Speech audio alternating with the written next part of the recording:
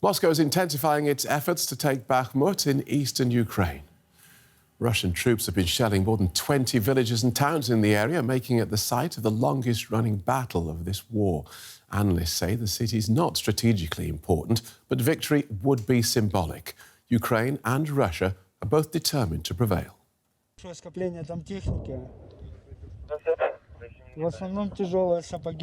This is a glimpse, according to Russian state TV, into what's become known as the meat grinder. The city of Bakhmut has been nicknamed as such because neither the Russians nor the Ukrainians have been able to make much progress here, resulting in a brutal stalemate that's produced the longest battle of the war and one of the bloodiest for all sides involved. Everyone can see that we're having a hard time on this section of the front. The enemy are constantly attacking in small and big groups. One day it's their artillery, and the next day their infantry attacks. It's a difficult time at the moment, but our boys keep standing their ground. The battle for Bakhmut is now in its 7th month. Russian officials recently claimed that its forces have almost encircled the city. Not so, says the head of the Wagner mercenary group, which has spearheaded the Russian offensive. We're pushing forward house by house, square metre by square metre. It's hard work. It's not clear at all where the stories about some kind of encirclement are coming from. Bakhmut will not be taken tomorrow because there is heavy resistance. It's grinding. The meat grinder is working. Despite the ferocity of fighting, Bakhmut isn't considered a game-changer in this war. Military analysts say the city holds more symbolic than strategic importance, but it's important nonetheless. Its capture would give the Kremlin a much-needed victory after months of setbacks and give its troops a new foothold in the Donbas region, which the Russians partially occupy but want full control of. For Kiev and its troops, Bakhmut holds emotional value.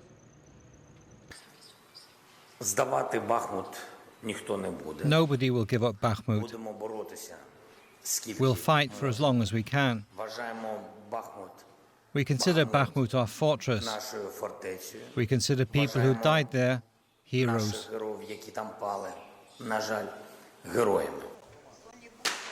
Of course, the city is more than just a prize in battle.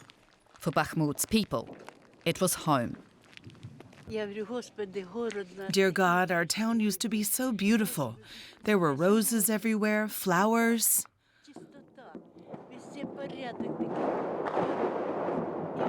It was clean. Everything was kept in order. It's a memory that stands in stark contrast to scenes like this and the bloody battles that have earned Bakhmut its gruesome name.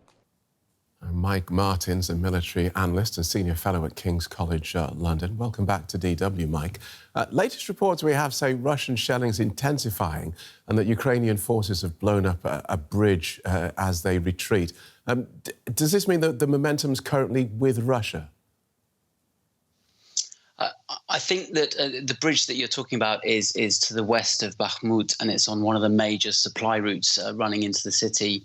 This is the city that the Russians have been trying to take for the last 6 or 7 months. And it does actually appear now that they may be on the verge of some success there. You obviously don't blow up your own supply lines unless you're planning to retreat. So it looks like the Ukrainians may be planning an organised withdrawal from Bakhmut. Right, and so has this Russian spring offensive that we've heard so much about, has that now begun? It has. I think it actually began about 5 days or a week ago, not just in Bakhmut, which we've just been talking about, also in the northeast in Crimea and the south in Vuhledar as well. At the moment, it's only in Bakhmut that the Russians are making any kind of progress. It's been a bit of a disaster in the south in Vuhledar for them, and Crimea they've made no progress. But in all 3 sectors in the east, the Russians have started to push forward. And it seems to me to be linked to the announcements of increased NATO arms deliveries. Right. And now this morning, Britain's Defence Secretary said that he estimated 97% of the Russian army is now in Ukraine, which seems like an awful lot. Yeah, no, I saw those reports as well. I'm assuming that that's been misquoted or misreported. Russia has an army of 1 million people plus 2 million reserves, 970,000 troops. There aren't 970,000 Russian troops in Ukraine. Perhaps he was talking about 97% of the operationally ready force or something like that. But Russia has about 200 to 300,000 troops in Ukraine, nowhere near the previous figures. Right. So does that, by your estimates then, does Russia have the resources and the manpower to sustain a large-scale offensive? Well, what we're seeing now is very interesting because it's a model of what's going to carry on, which is basically infantry wave attacks. Russia has manpower. It has lots of manpower.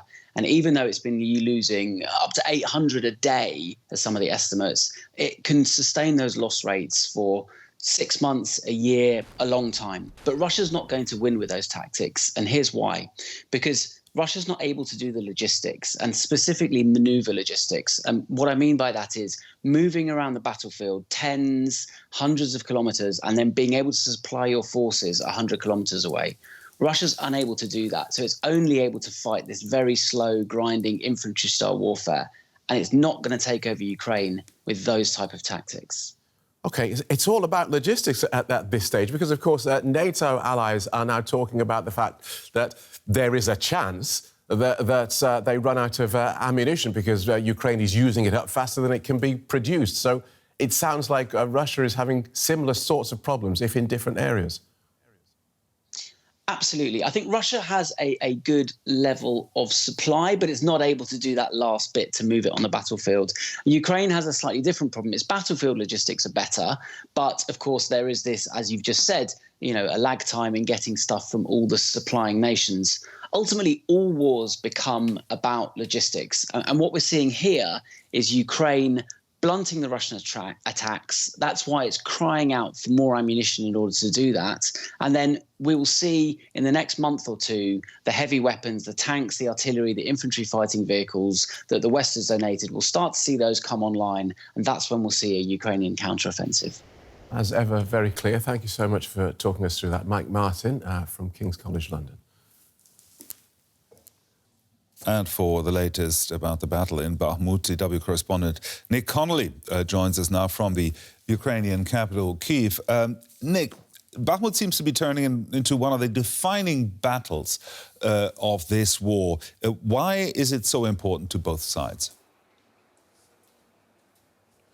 I think, this is about symbolism first of all. We heard there Ukraine's President Zelensky talking about it as a kind of Ukrainian fortress, as something that would not up. Similarly, the Russians are desperate for anything that they can spin, sell outside the country, but also to their own domestic audience as a victory after all those setbacks. And Ukraine, like Kherson. When you look at the actual strategic importance, though, and the kind of advantages this would give Russia's troops in the region, less in the way of consensus there from military experts. Some even say that it's actually easier for the Ukrainians to retreat a bit and then defend bigger, more important cities like Kramatorsk nearby from the positions, from the geography of Bakhmut. As we understand, the Americans have long been pushing the Ukrainians to give up Bakhmut, to not waste, to not risk more Ukrainian lives there. The task, they imply, has already been achieved. They've bound Russian forces there. They've caused huge losses to the Russian army in terms of human lives, but also technology, equipment on the ground. And now, the suggestion seems to be it's time to cut Ukraine's losses. Now, there are reports that Russian shelling is intensifying, but also that Ukrainian forces have blown up a bridge that would need to retreat. Is Ukraine losing Bakhmut? I think it's really important to stress here that we have very little real-time information coming out of Bakhmut. That is the situation all along the front lines. There is now no more access for journalists to Bakhmut. That's a recent thing. Civilian volunteers and journalists are no longer allowed in. The reason being that protecting them, looking after them, treating them with providing medical services is just too much of a distraction for the Ukrainian army. We've definitely seen civilian volunteers trying to bring supplies to the local population coming to quite a lot of harm in recent days. And often enough, the Ukrainian army, when things are going badly, will only release information quite late. But I think, the fact that it has been closed off already says a lot. And there's a sense here in Kiev that, people are around the fact that Bakhmut might have to be abandoned in the weeks and, months to come. Now, there has been lots of talk recently that Ukraine needs fighter jets from the West. In this particular battle, the battle for Bakhmut, would fighter jets make any difference? I think it's important to see here what those planes allow Ukraine to do. It's not about the planes as such, about the prestige. It's about the fact that they, firstly, would enable Ukraine to protect their troops from rockets, from missiles. It's a kind of further part of the kind of anti-air defense system, and it would allow them to project power forward to attack Russian positions far behind the front lines. The kind of thing they can't do right now because they don't have long-range land-based missile systems. The West just isn't handing those over to Ukraine. But there is also the emotional component. Obviously, it's about getting the West to kind of, be more wholehearted in its support of Ukraine, to kind of nail its colours to the mast and say, we are on your side, and to not somehow, on the one hand, say we're in solidarity with Ukraine, but then keep stuff back. The view here from Kiev is most of Europe is under that NATO American nuclear umbrella. You don't really need this kit. We do. If you're not going to give us any security guarantees, then hurry up and send us this equipment.